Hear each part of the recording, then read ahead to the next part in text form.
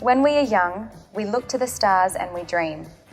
As we grow older, we focus on the ground at our feet.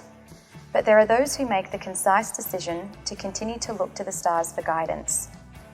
Joining us today on Behind the Words is writer-director Shane Dunlop and cast members of the soon-to-air Channel 31 TV series Under the Milky Way. Shane, welcome to Behind the Words. Thank you, Karina. Thank you for having me. It's lovely to have you here. So, first of all, can you give us a quick rundown of Under the Milky Way and what it is about? So it's a comedy drama that's set in the regional New South Wales town of Coonabarabran, and it's set amongst the backdrop of the Australian astronomy industry.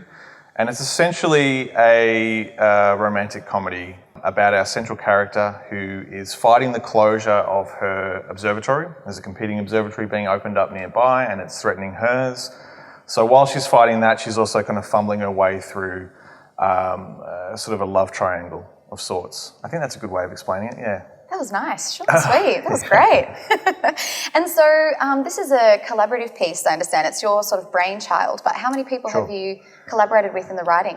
Writing, we employed 5 other writers to fill in the gaps for the middle 4 episodes. So it's going to be a 7 parts, because the last episode is a 2-parter. So I don't know how you would talk about it. 7 episodes, but 6 episodes essentially, yeah. There'll be a cliffhanger. So the middle 4 episodes, 2 to 5, we employed some stand-up comedians to write those. I obviously did some work with them to provide a bit of a spine to where the story goes and what they need to sort of follow. But they went off and sort of filled in the gaps there. I think more so that decision was made, not just to have other people who are working on the story, because that's, I think, valuable to have other voices and other ideas and finding other ways to be funny or to be serious or to be sad.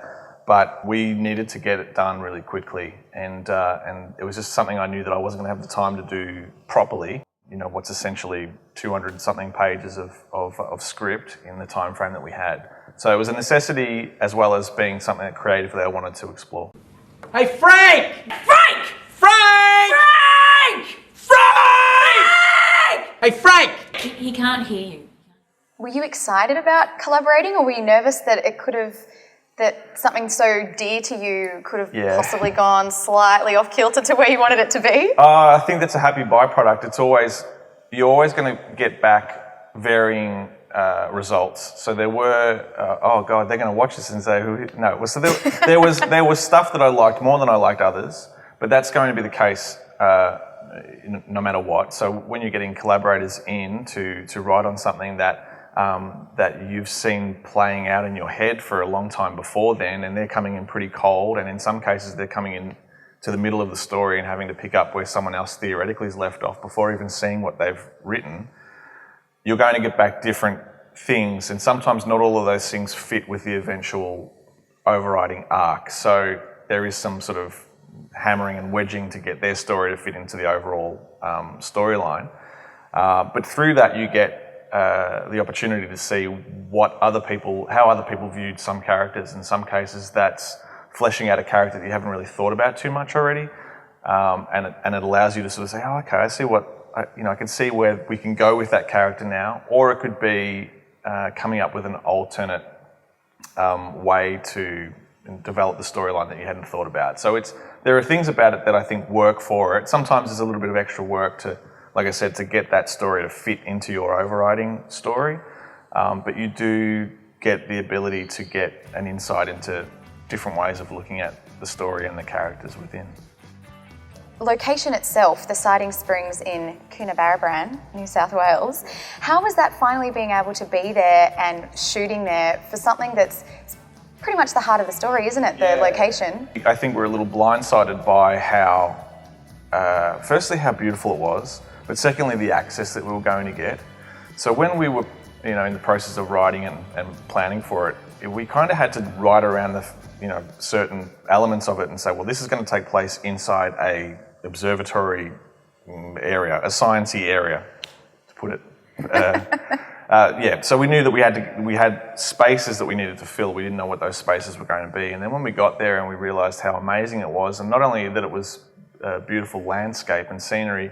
But the people there were like super keen to have us, and were opening doors to rooms that contained millions of dollars of science, and were saying, well, you can use this room if you like. This is a good shot here, a good shot there. Go for your life. And we realised that we could have done so much more with the space, and we could have written so much more that could have really made use of that access. And it was really something that I think I wasn't ready for.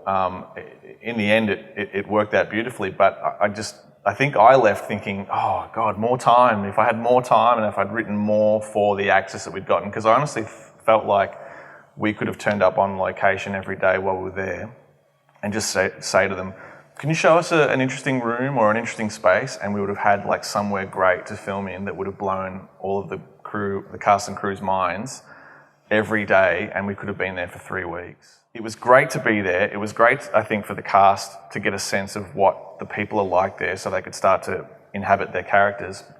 But for me, I left kind of thinking, God, I could have been there for a lot longer. And if I had known that we were going to have this room, that room, that room, and potentially, tens and tens of more amazing places, what more could I have done?